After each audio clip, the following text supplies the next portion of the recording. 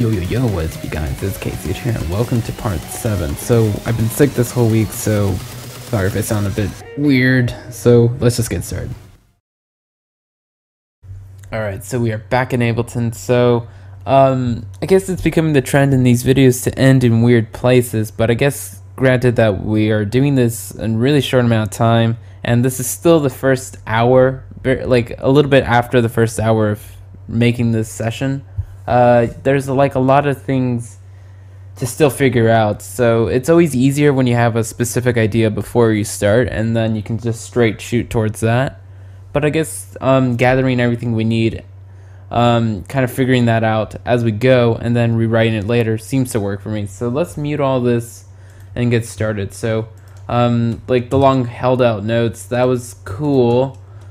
Really just to like get a quick idea of what these things are and can do. So I feel like this plucky layer is going to be better to give us like our rhythm. So let's go in this and let's get rid of that. And let's kind of just like zoom in a bit. I always feel like it's a lot easier to use the grid when you're up close, so just one bar is going to be good, and something like 1/16. So we can even play around with triple at times, so you know, just Control 3 on your keyboard or Command 3 should give you the triplet grid, so that might be fun. Let's play around with that. So I wrote like a kind of triplet feel, and I'm just gonna go ahead and duplicate that and put it off to the side and just make another one. So I always like to do that too. So maybe this time we won't try like a triplet feel and see what we get from that. So let's solo this and kind of work on something a little bit more straight on the grid.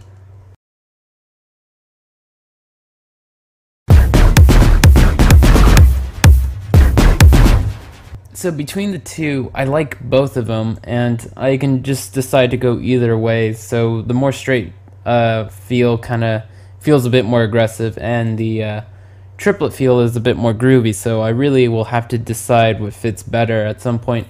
But one thing is bothering me is this top layer. So this top layer is the one that we started with, and usually the first thing you add in is going to be the first thing you change out.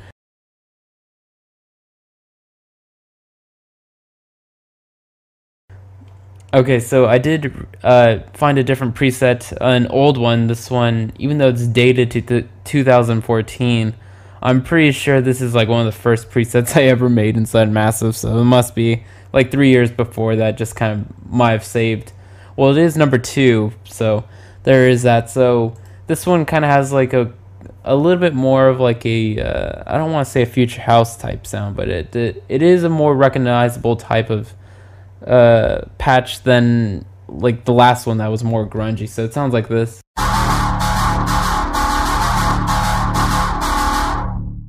So the only thing we have to do now is just add in this performer. So I'm referencing the massive layer below that, so we can kind of look at the ratio and the type of curves we're using, so we can use that here as well. So let's do some of that.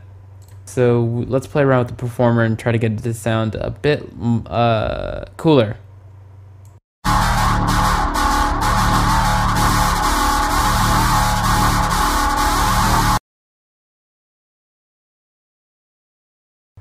So I think it sounds cooler. You know, I did play around with some typical Massive things you can do to get things to sound really cool in a short amount of time, like using a performer on the amps or the cutoffs, or playing around with the modulation oscillator and some of the pitch stuff you can do. One thing we could do is change this also to sound something a little bit more like a festival type of thing. So I have 2 patches that come to mind. One is called Festival Stuff, and the other is called the Bright Layer of Sunshine. So we'll play around with these two to see which one we like.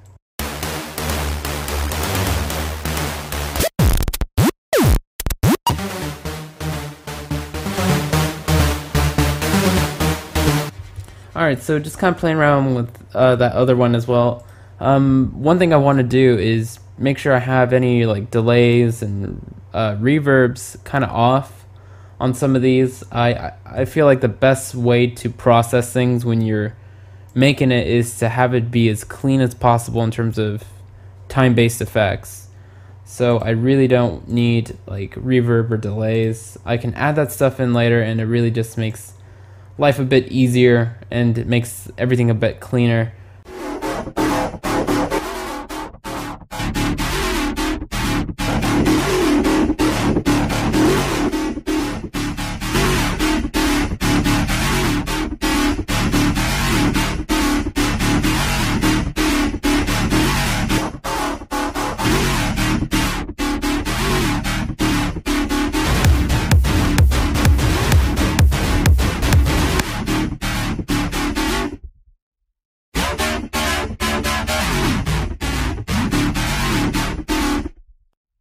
So I don't know if I'm gonna like keep any of this. I might have to just get rid of this layer if it doesn't fit in with these other 3 below it. But I do want to try one last trick. Let's find this Ableton Rec, which I've used a lot. I've talked about this before. So let me see if I can find it. My effects. So something like we don't need the scale part of this, but it's just like a note length and a pitch. These MIDI effect plugins, and I put them together in this little group, and what I have is just kind of, I've mapped some of the parameters like the length of the notes and the gate for the note length, and then I just have pitch so I can kind of do some pitch stuff if I need to, but mostly I use this for to shorten and lengthen MIDI and to apply like sort of a gate on this, so that can really change a lot of what we have going on. So let's play around with that so you can get an idea of what I mean.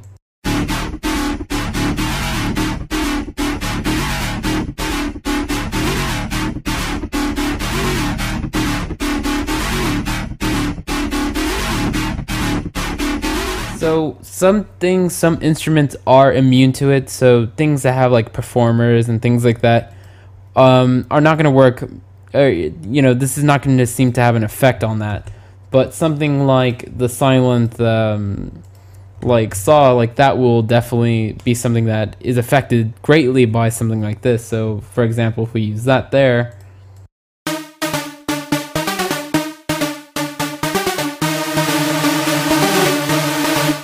so you can kind of see what it did there, especially on saws. It's used a lot to like, for me it's used a lot to like control like really noisy patches without to high pass them too much. So I think that's really it. So this is what we have so far. So I'm just going to mute the top layer, and this is what we have so far.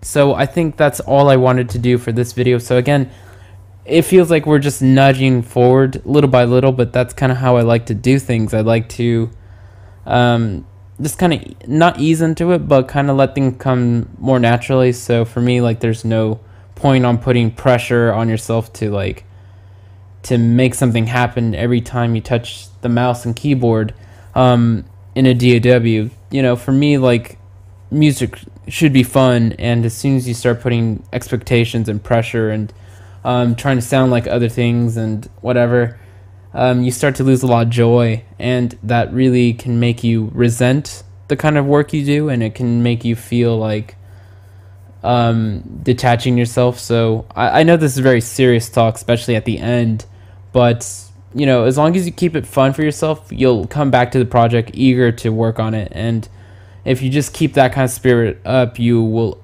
finish it eventually, and you will like what you have. And as soon as it becomes not fun for whatever reason, that's a sign of a change. So thanks guys for watching. I know we didn't do much progress here, but like I said, kind of nudging into it. And again, that's like another 15 minutes. So 15 minutes is like not a lot of time. 15 minutes, you can eat a sandwich, take a shit, and like wipe your ass in 15 minutes. But thanks guys for watching, and of course, click on that playlist, and late.